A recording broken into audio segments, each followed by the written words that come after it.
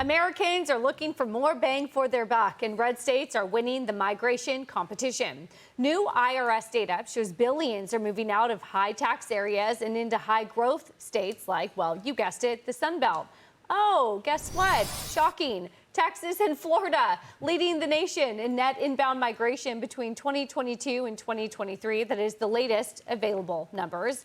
Meanwhile, you might have guessed this one as well. California recorded the nation's largest net outbound migration, more than 100,000 income tax filers and nearly $12 billion in taxable income heading for the exit in a single year. New York, not far behind. Katrina, I think what I guess is surprising to me, I thought this could maybe be a COVID thing, 2020, 2021.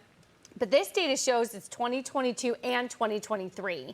So I don't know if it's accelerating or decelerating, but the trend is still very much intact. And I think people in COVID realized I can go where I want, and it's still going on. And it's like 4 years post-COVID.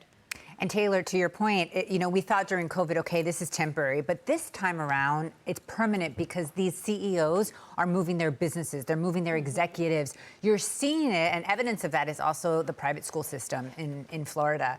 You literally have to wait 2 or 3 years to get your child into the school system there. And so as a result of that, the Florida elected officials are now trying to improve the public school system in Florida, which shows you just how important the ecosystem that these billionaires that migrate there create. They're leaving New York, they're leaving California, and Florida is continuing to prosper as a result of that. Our luxury market is on fire. I mean, I myself cannot believe these prices. 60 million, 70 million, 100 million. You're seeing it in Miami, you're seeing it in Palm Beach.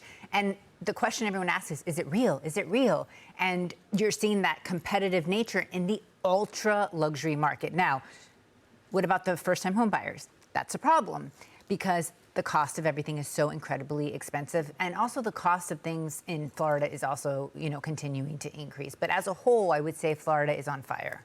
Brian, you've heard me talk about this before, and I originally wasn't sure if you moved to Florida, I assumed you would not take your vote with you. Like if you moved to Florida, you continue, you change your vote, you vote red because that's why you left New York and Massachusetts is because you'd always voted blue. But I'm wondering if more and more we're hearing anecdotes about a rural suburb in Texas that has just flipped blue for the first time on the local city council. And it starts local, and then it really starts to spread. And I'm sort of wondering long-term how you think shifts are going. I would be very nervous about this if I was living in Texas, if I was living in Florida, if I was living in Tennessee. I would be very nervous about this. Yes, people are bringing their money. That's great. There'll be some economic benefits to that. But they're coming from states that they lived in that had a strong downward slide to leftism and socialism. Are they completely leaving that behind when they cross the border? I think, and I haven't seen this, but I don't know what states like Florida or Texas are doing to left-proof themselves with all these new migrants. I just don't know what they're doing, but I'd be very nervous about it. And it would be super tragic if 10 years down the road, Texas was like super purple tending toward blue because they got a lot of people coming with a lot of money, but with the same old ideas, and they kind of tolerated this. Oh yeah, James Tallarico, he's a moderate. Let's elect him, right? And then he's got 17 genders for God or whatever the deal is with him. That kind of stuff happens. So if you're in these places, man, you better be vigilant about the money they're bringing and the politics they're bringing. Yeah, Jackie Dagan, weigh in.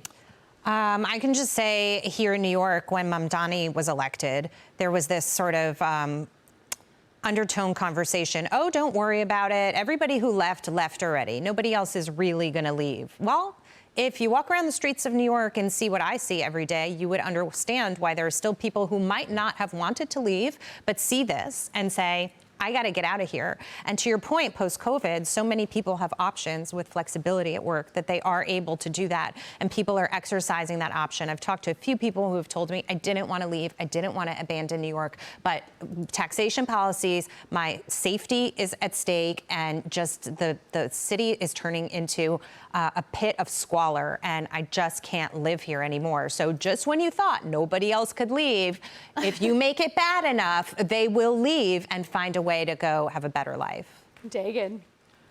Well, New York, I had a conversation with somebody the other day, and who loves New York, loves living here, hadn't seen any negative impact from Mayor Mondani. And I was like, well, you know, early 90s, more than 2,200 people got murdered in this city, so it could get a lot worse. You just wait.